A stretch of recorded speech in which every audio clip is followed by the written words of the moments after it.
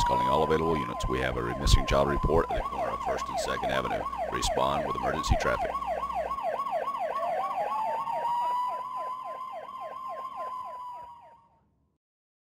Hello everyone, and welcome to another episode of The Missing. I'm your host, Scott Davis, and I'd like to say thank you so much for joining us. Generally, when I bring a case of a missing child or missing adult to your attention, I have some form of detailed information. The date they went missing, what they were last seen wearing when they went missing, and the classification of their missing. Were they a family abducted or non-family abducted? Were they an endangered runaway? Or are they just simply missing? Well, the cases that I want to present to you in this episode are the cases of children who don't have that detailed information about their case. Some of the cases are decades old, and some are just a few years old. But I believe, as your host here on The Missing, that these children need a voice. And I think we can work together in possibly solving their case and bringing them home safely. In some of the cases, we only have one sentence, a date that they went missing and a time they were last seen. In some cases, we may only have one photograph, and that photograph may not be detailed enough to see the child's features. But I believe that we can work together in doing research here on The Missing and possibly solving these children's cases and either knowing where their whereabouts are or bringing them home safely. So let's work together, review the information that the photographs I'm going to present to you on these children's cases, take the opportunity to visit our website at www.themissingtv.com and review their cases further. And if I can, I'll provide links to local media where they went missing from to help you further your research. As always, I feel that we're a team here on The Missing, and working together, we could possibly bring at least one of these children home safely. As I mentioned, I'm going to expose you to some missing children's cases that really do not have the adequate information that we normally would have in a missing child's case. We might not even have up-to-date photographs to help us along with being able to locate these children and bring them home safely. But maybe it's enough for us here on The Missing that we could put the pieces together to bring these children home safely. Some of these cases may be just a few years old, and some of them may be decades old. But as I mentioned, they all deserve our help in locating them safely.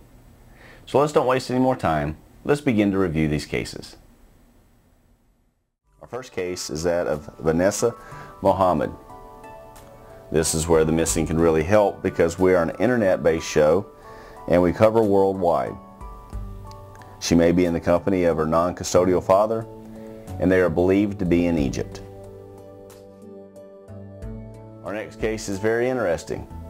It is the case of Cherie Truesdale, missing out of Winston-Salem, North Carolina. Her reported missing date is 1970. She was last seen shopping at the Rayless department store in Winston-Salem, North Carolina, and she has not been heard from since. Cherie has a mole right above her upper right lip and the mole in the center of her back neck, and at the time had pierced ears. Our next case is that of Deborah Meyer, missing out of Rawlins, Wyoming. Her missing date is August 4th, 1974. Deborah left a relative's home in Rawlins, Wyoming on August 4th, 1974 to see a movie, and she never returned. And she has not been seen or heard from since. Evelyn Perez, reported missing April 24th of 2005. She was last seen on April 24th. Evelyn may be in the company of her non-custodial father. They may still be in the local area, or they may have traveled out of state. Ms. Bethany Markowski, reported missing date March 4th of 2001. She was last seen on March 4th, returning to Jackson, Tennessee after a trip to Little Rock, Arkansas. At the time of her disappearance, she was still missing her baby molars. Thank you for taking the opportunity to review some of these cases. As I mentioned, some of the cases have very little information to go on, and some of them date back to the 1970s and 80s. But hopefully we can put the pieces together in locating these missing children. Right now I'd like to introduce you to some exciting news. I'm excited to introduce to you our new Dr. Stacy Safety segment here on The Missing. Dr. Stacy Carlton of Crossville, Tennessee has graciously partnered with us in helping us deliver our safety segments to you, our viewers. During these safety segments, we're going to cover tips on how you can protect your children and yourself at a mall outing, in your own yard, or even on the internet.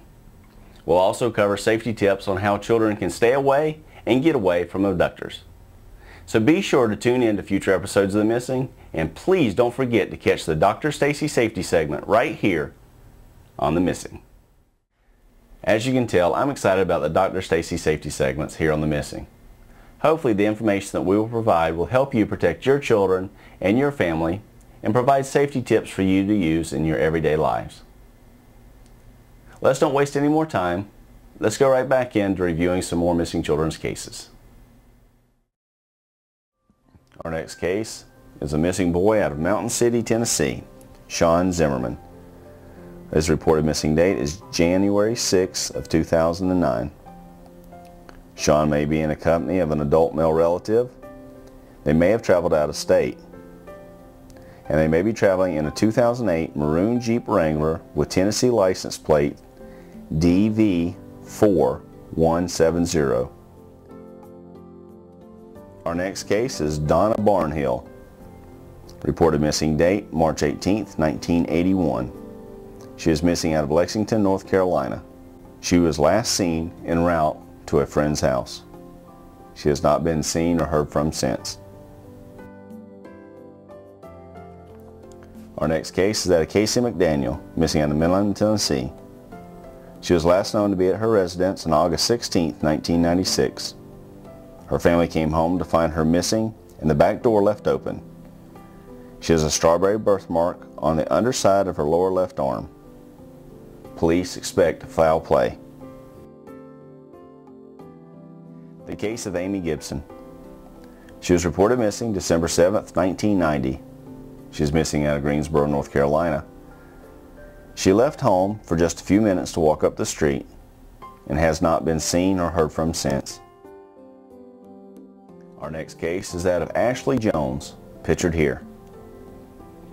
She was reported missing on September 16, 1996. She was last seen at her residence on September 16th, and Ashley is missing under suspicious circumstances. Our next case is that of Jennifer Hughes, missing out of Fayetteville, North Carolina. She was reported missing on December 1st, 1996. What makes this case so interesting is that she was with family members who are also been reported missing. They have all been missing since December 1st of 1996. Our next case is that of Kevin Solomon Wicks, missing out of the state of Tennessee. Kevin's story is that he left his home going to the bus stop at 6:30 a.m. Kevin was supposed to go over to a friend's house after school and then come straight home. Kevin never returned home, and Kevin was wearing blue jeans and a brown South Pole hoodie when he was last seen. He has longer hair than in the picture. It is brown and curly. Kevin also has ADHD. He was reported missing December 2nd of 2008. Our next case is that of Christina Lewis. These are one of those cases that we talked about that has very little information. We have some physicals on her. She was born July 9th, 1983. She's female, blonde hair, brown eyes. At the time of her missing, she was 5 foot 3 inches tall, weighing 110 pounds. Her tongue and navel are pierced, and she may go by the nickname Tina. Well, everyone, that brings a close to another episode of The Missing. I appreciate you joining us and looking at the cases that we wanted to review in this episode. Hopefully we can put the pieces together to bring home one of these missing children. As always, keep your children educated, keep them protected, and continue to watch The Missing. I'm your host, Scott Davis. God bless. The Missing is brought to you in part by Quiznos of Crossville.